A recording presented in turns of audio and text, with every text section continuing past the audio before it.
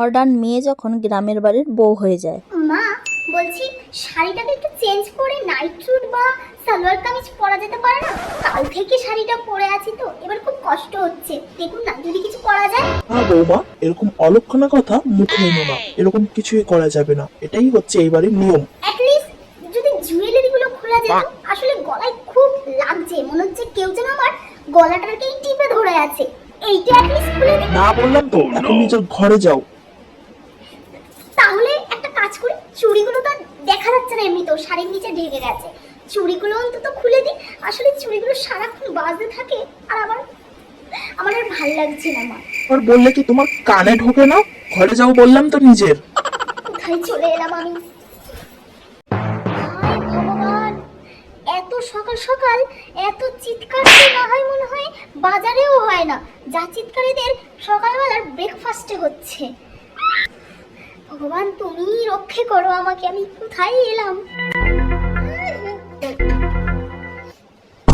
যার সুগার নেই তারও সুগার হয়ে যাবে, সুগারেই মরে যাবে।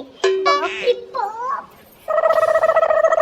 বলছি আমাদের বিয়ের তো অনেকদিনই হয়ে গেল, চলো না প্ল্যান করি কোথায় হানিমুনে যাওয়া যায়। বিয়ের আগে যে বলেছিলে তুমি আমাকে কোথায় নিয়ে যাবে, সুইজারল্যান্ড, মনে আছে তো? মনে আছে তো। তুমি, আমি আর মা যাবো। মানে মা ওখানে কি করবে? মানেটা কি? মাকে ছাড়া আমি কোনো কাজই করি না। হাত হয়ে গেছে, আওয়াজ হচ্ছে। আরে আন্টি একটু আস্তে কীর্তন করো, একটু আস্তে। বাপরে, এখানে কীর্তন এত জোরে জোরে হয়? আমাদের ওখানে তো সবাই দরজা আটকে কীর্তন করে। বলুন। বৌমা, আজকে তো তোমাকে রান্না করতে হবে। রান্না করতে হবে আমাকে? প্রথম রান্নাঘর? আজকে তো তোমার প্রথম রান্নাঘর। তুমি যেটা সব থেকে ভালো রান্না করতে পারো সেটাই করো। মানেটা কি? রান্নাটাও করতে পারো না? আর তোমার মাথার কাপড়টা কোথায়? হ্যাঁ, তুমি না এবারে বউ, মাথায় কাপড় দিয়ে থাকবে তো সব সময়। চলো আমার সাথে দেখি রান্নাঘরে, পায়েস রান্না করবে। পায়েসটুকু রান্না করতে পারে না, কি শিখে এসছো তাহলে তুমি বাপের বাড়ি থেকে? এইসবই জোটে আমার কপালে, যত সব। আসো তাতে। বড় বোনের রেজাল্ট বেরোলে যা হয়।